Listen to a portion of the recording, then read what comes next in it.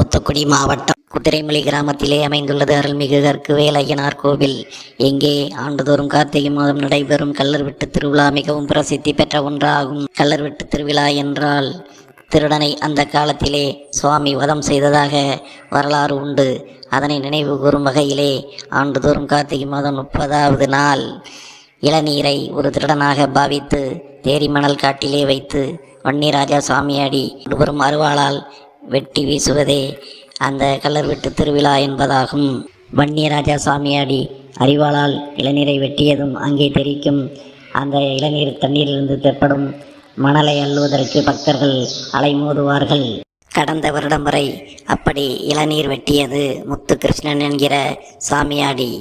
அவர் சமீபத்திலே ஐயனடி சேர்ந்து விட்டார். அதனால் இந்த வருடம் அவரது மகன் இளநீர் வெட்டுவார்.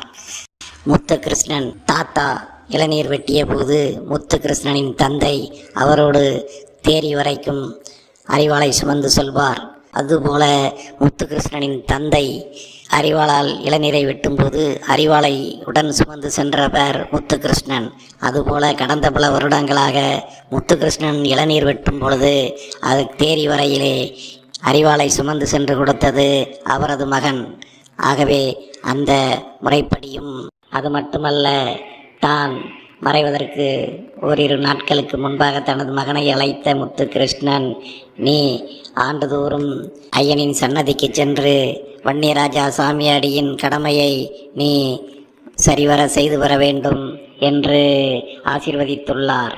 ஆகவே இந்த ஆண்டு முதல் இளநீர் வெட்டும் கடமையை பொறுப்பை அவரது மகன் வழி வழியாக கடைபிடித்து வரும் முறைப்படி செய்வார் என்று நம்புவோமாக.